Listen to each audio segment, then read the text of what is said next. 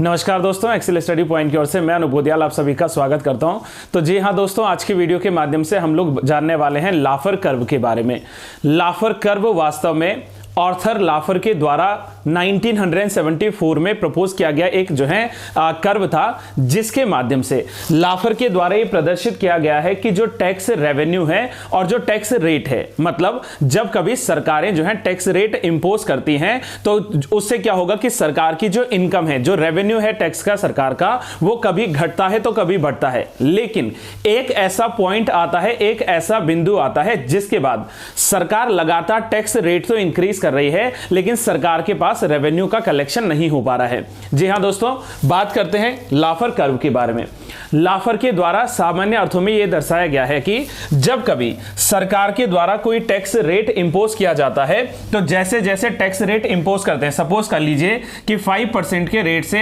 या 10% के रेट से या 50% के रेट से जो है सरकार के द्वारा लगातार किसी वस्तु पर टैक्स को इंपोज किया जा रहा है। एक समय आता है जहां पर सरकार की उससे इनकम या रेवेन्यू जो है काफी अच्छी होती है। जैसे सपोज करें कि यदि 5% के हिसाब से सरकार ने टैक्स लगाया है किसी भी एक प्रोडक्ट पर, तो उससे सरकार की इनकम जो है ठीक होती है। आई मीन टू से कि सपोज कर लेते हैं यहां पर सरकार को मिलता है लगभग 3000 रुपए, ठीक है, सपोज कर लेते हैं। इससे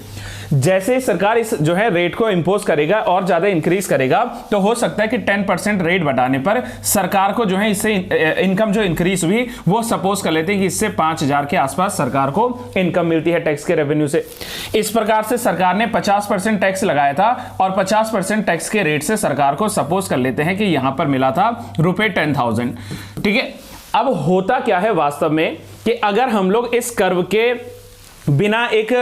सामान्य कॉन्सेप्ट को अप्लाई करें तो उसमें कहा जा रहा है कि जैसे जैसे सरकारें कोई टैक्स रेट को जो है बढ़ाती है तो सरकार का टैक्स रेवेन्यू भी अधिक आता है, मतलब सरकार के पास राजस्व भी जो है बढ़ता चला जाएगा। लेकिन लाफर कर्व के अनुसार लाफर कहते हैं कि एक ऐसा समय आता है, द रेवेन्यू मैक्सिमाइजिंग पॉइंट आता है, जिसके बाद सरकार टैक्स को रेट को तो इंक्रीज करेगा, लेकिन सरकार का जो टैक्स रेवेन्यू है वो डिक्रीज होता चला जाएगा। देखो, हमने रेट को लगातार इंक्रीज तो किया, लेकिन जो सरकार के पास में इनकम आ रही है वो लगातार घटती चली जा रही है। जैसे सपोज किया जाए कि सरकार ने अब जो है टैक्स रेट को 70% तक अप्लाई कर दिया है और 70% में यदि हम लोग वास्तविकता देखें तो टैक्स अब जो है इंक्रीज होने की बजाय डिक्रीज हो जाएगा। अर्थात कि सरकार के पास जो पैसा आ रहा है वापस 5000 या फिर सपोज कर लेते हैं 4500 के आसपास ही जो है कलेक्शन हो पाएगा। जबकि जो है कॉन्सेप्ट बताता था कि जैसे जैसे सरकार रेट को इंक्रीज करेगा उसका रेवेन्यू बढ़ेगा। यह सामान्य अर्थों में ऐसा भी समझा जाता है कि सपोज कीजिए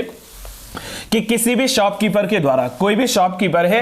उस शॉपकीपर के द्वारा मान लीजिए कि किसी भी प्रोडक्ट पर, किसी भी वस्तु पर उसका एक मूल्य निर्धारण किया जाता है और उसने जो वस्तु का मूल्य निर्धारण किया है, सपोज कर लेते हैं कि 500 रुपए का उसने जो है विंटर एक जैकेट देना है,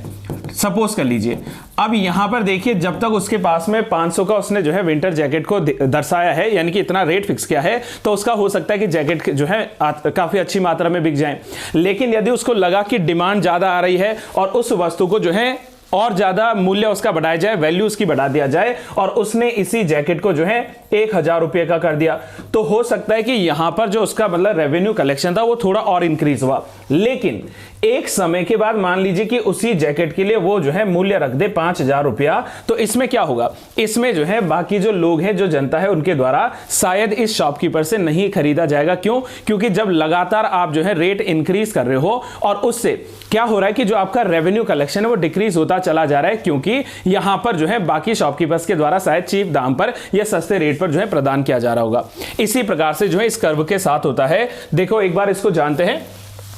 कि Laffer curve is a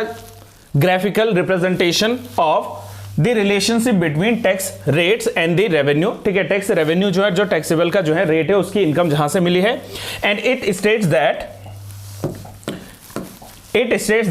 if tax rates are increased above a certain level, then the tax revenue can actually fall. मतलब जब भी आप जो है टैक्स रेट बढ़ाते हो लगातार, तो हो सकता है कि एक समय बाद उससे जो है टैक्स का रेवेन्यू डिक्रीज हो जाए। और इसी कर्व को देने वाले जो लाफर थे, इनके द्वारा जो है ये सारा व्याख्या दिया गया था। मैं उम्मीद करूंगा दोस्तों कि रेवेन्यू रेट्स को लेकर या फिर लाफर कर्व को लेकर जो आपके डाउट्स रहे होंगे वो क्लियर हो पाए होंगे। अगर आपको जो है ये वीडियो पसंद आता है, अगर आपको वीडियो इंफॉर्मेटिव लगता है, तो वीडियो को अपने दोस्तों के साथ शेयर जरूर कीजिएगा, चैनल को सब्सक्राइब जरूर कीजिएगा। Till then have a good day to all, thank you so much.